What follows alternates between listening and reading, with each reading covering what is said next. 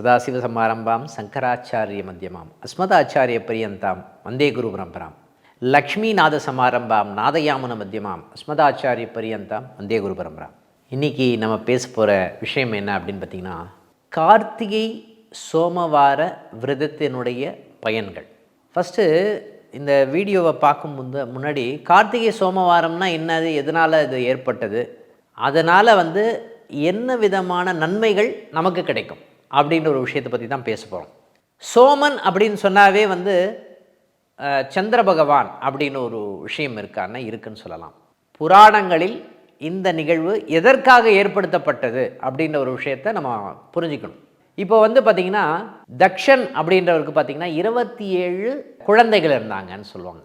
அந்த தக்ஷனுடைய 27 குழந்தைகளை தான் பார்த்திங்கன்னா இந்த சந்திர பகவான் மணந்தார் அப்படின்ற ஒரு கதை இருக்குது. இந்த 27 பெயர்கள் கொண்ட நட்சத்திரங்கள் இருக்கு இல்லைங்களா, அவங்க தான் அவங்களுடைய குழந்தைகள்னு சொல்லுவாங்க. 27 நட்சத்திரங்களில் இந்த சந்திரனுக்கு பிடித்தமான நட்சத்திரம் எது அப்படின்னு பார்த்திங்கன்னா ரோகிணி நட்சத்திரம். அந்த ரோகிணி அப்படின்ற மனைவியை மட்டும் இந்த சந்திர பகவான் மிகவும் நேசித்தார் அப்படின்னு சொல்லலாம். எப்போ பார்த்தாலும் ரோகிணிக்கிட்டே இருப்பார் அவர். அதனால் என்ன பண்ணாங்க அப்படின்னா, மற்ற 26 மனைவிகள் இருக்காங்க இல்லையா, அவங்கெல்லாம் போயிட்டு என்ன பண்ணாங்களாம், கம்ப்ளைண்ட் பண்ணாங்களாம்.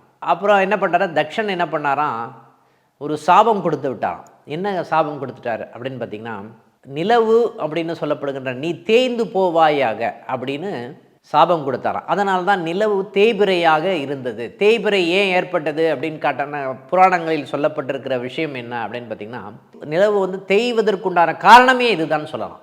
இதை பார்த்திங்கன்னா சந்திர பகவான் போயிட்டு சிவபெருமான் கிட்ட கேட்டாராம், இந்த மாதிரி என்ன சாபம் கொடுத்துட்டார் அவர், அதனால் இந்த சாபத்தை நீங்கள் தான் விமோச்சனம் கொடுக்க வேண்டும் அப்படின்னு பரமசிவன் கிட்ட சந்திர பகவான் வேண்டினாராம்.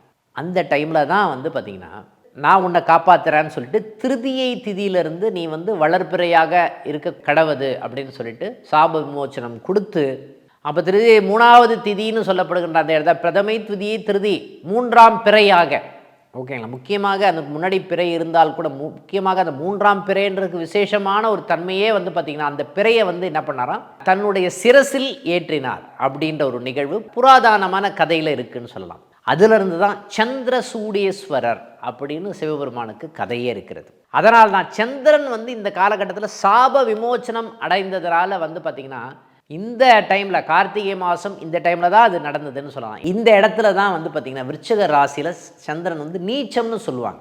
அவருக்கு என்ன வரம் கொடுத்தாரு அப்படின்னு பார்த்திங்கன்னா, இன்றைக்கி சோமவார விரதம் யாரெல்லாம் இருக்காங்களோ அவங்களுக்கு எல்லா விதமான அனுகூலமான பலன்களை எல்லாம் நீ கொடுப்பாயாக. அவங்க என்ன கேட்குறாங்களோ நீங்கள் கொடுங்க.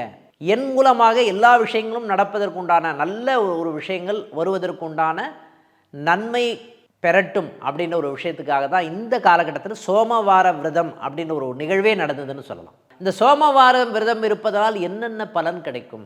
சந்திரன் அந்த மனோகாரகன்னு சொல்லுவோம். நம்ம மனம் சம்பந்தப்பட்ட தெளிவு கிடைக்கும். அறிவு அப்படின்னு சொல்லப்படுகின்ற முன் யோசனைன்னு சொல்லுவோம். சில இடத்துல பார்த்திங்கன்னா கரெக்டான டைமில் கரெக்டான விஷயத்தை செய்தல், முன் யோசனை சம்பந்தப்பட்ட விஷயங்கள் இந்த காலகட்டத்தில் கிடைக்குமா? கிடைக்கும். 2வது பாயிண்ட்டு, இப்போ ரோகிணி நட்சத்திரம்னு சொன்னாவே வண்டின்னு சொல்லுவோம். நம்ம அந்த காலத்தில் தேருன்னு சொல்லுவோம். இந்த காலத்தில் வண்டி வாங்கிறதுக்கு உண்டான சரியான நட்சத்திரம்னு சொல்லுவோம். அப்போ இந்த டைமில் பார்த்திங்கன்னா இந்த சோமவார விரதம் இருந்தால் வண்டி வாகனங்கள் சம்பந்தப்பட்ட விஷயங்கள் சாதகமாக இருப்பதற்கு தன்மை இருக்குமானா இருக்குன்னு சொல்லலாம். அதே மாதிரி வீடு சம்பந்தப்பட்ட விஷயங்கள் சாதகமாக இருப்பதற்கு உண்டான தன்மை கிடைக்குமா? கிடைக்கும்னு சொன்னான்.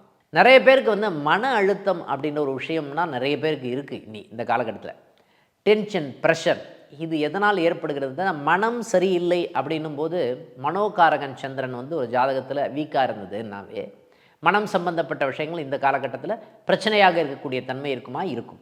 அதே மாதிரி காலபுருஷ லக்னத்துக்கு 5ஆம் இடம்னு சொல்லப்படுகின்ற சூரிய பகவான் இந்த இடத்துல இருக்கும் பொழுது, ஏன்னா கார்த்திகை மாதம்னாவே அதுதான் மீனிங்க.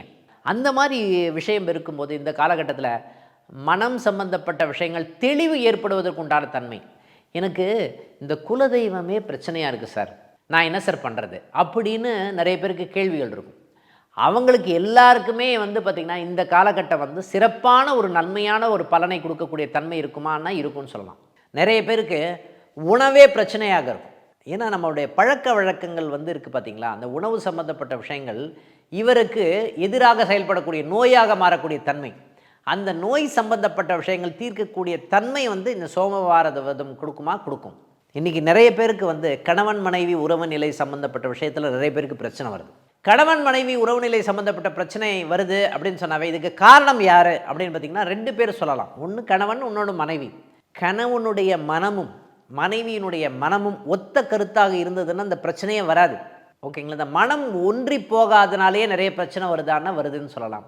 இந்த சோமவார விரதம் அப்படின்னு சொல்லப்படுகின்ற இந்த நிகழ்வே வந்து பார்த்திங்கன்னா இந்த உமாமகேஸ்வர விரதம்னே சொல்லுவாங்க இதை. ஓகேங்களா? இந்த உமாமகேஸ்வர விரதம் சோமவார விரதத்தை கடைப்பிடிப்பதனாலே வந்து பார்த்திங்கன்னா அது சம்பந்தப்பட்ட நிகழ்வுகள் கணவன் மனைவி ஒற்றுமை சம்பந்தப்பட்ட விஷயத்தை கொடுக்குமா அப்படின்னா கொடுக்கும்னு சொல்லலாம். இந்த சந்திர பகவான் அப்படின்னு சொல்லப்படுகின்ற கிரகம் காலபுருஷ லக்னத்துக்கு 4ஆம் இடத்துக்குரியவன், சுகாதிபதினு சொல்லப்படுகின்ற கிரகம். அப்போ உடலில் இருக்கக்கூடிய நோய் நொடிகள் பிணிகள் அகலுவதற்கு உண்டான தன்மையை வந்து பார்த்திங்கன்னா இவர் கொடுப்பாரா அப்படின்னா கொடுப்பார்னு சொல்லலாம். ஏன்னா கார்த்திகை மாதம் அப்படின்னு சொன்னால் காலபுருஷ லக்னத்துக்கு 8ஆம் இடம், நோய் நொடிகள் அதிகமாக இருக்கக்கூடிய பகுதி. இந்த காலகட்டத்தில் விரதம் இருந்தாவே இந்த இடத்துல வந்து நிறைய சாப்பிடக்கூடாதுன்னு சொல்லுவோம் நம்ம. இந்த சாப்பாடே வந்து நோய் நொடிகளை அதிகமாக ஏற்கக்கூடிய தன்மை இருக்குமா? இருக்கும். ஓகேங்களா? இந்த நாக்கு ருசின்னு சொல்லுவோம் இல்லைங்களா? அந்த நாக்கு ருசி வந்து கேட்கும்போது நம்ம கொடுக்க என்ன ஆகும்னா அதுவே பிரச்சனையாக இருக்கக்கூடிய தன்மை இருக்குமா? என்ன இருக்கும். இந்த மாதிரி விரதத்தை கடைப்பிடிப்பதனால் வந்து பார்த்திங்கன்னா நோய் நொடிகள் இல்லாத ஒரு தன்மையை கொடுக்குமா? கொடுக்கும்னு சொல்லலாம். அதே மாதிரி கர்ப்பம் சம்பந்தப்பட்ட விஷயத்தில் பிரச்சனை இருக்கக்கூடியவர்கள் இந்த மாதிரி நிகழ்வெல்லாம் மாற்றக்கூடிய தன்மை இருக்குமா? இருக்கும். எனக்கு நல்ல பாக்கியமாக இருக்கணும், சந்தோஷமாக இருக்கணும் அப்படின்னா இந்த ஆழ்மனதுன்னு சொல்லப்படுகின்ற இந்த இடம் வந்து சுத்தமாக இருக்க வேண்டும்னு சொல்லலாம். ஓகேங்களா? இந்த ஆழ்மனதை சுத்திகரிக்கக்கூடிய தன்மை இந்த சந்திர பகவானுக்கு இருக்கா அப்படின்னா இருக்குன்னு சொல்லலாம். இந்த வேலை சம்பந்தப்பட்ட விஷயங்கள் அப்படின்னு வரும்போது இந்த மனசு தான் வந்து பார்த்திங்கன்னா இந்த வேலையை பண்ணலாம், இந்த வேலையை மாற்றலாம், இல்லை திடீர்னு வேலை பண்ணிகிட்டே இருக்கேன், திடீர்னு அதை மாற்றிட்டு வந்து பார்த்திங்கன்னா நான் வந்து தொழில் பண்ணலாம். இந்த மாதிரி நிகழ்வெல்லாம் ஆசிலேஷன் அப்படின்ற ஒரு நிகழ்வை ஏற்படுத்தும்னு சொல்லலாம். அந்த சந்திர பகவான் இருக்கக்கூடிய தன்மையை வந்து பார்த்திங்கன்னா அந்த வேலை சம்பந்தப்பட்ட விஷயத்தை சாதகமாக ஆக்கக்கூடிய தன்மை கொடுக்குமா? கொடுக்கும்.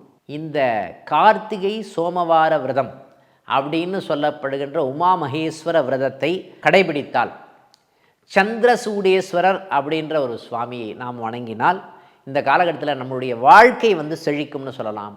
அடுத்த நிகழ்வில் சந்திப்போம். நன்றி, வணக்கம்.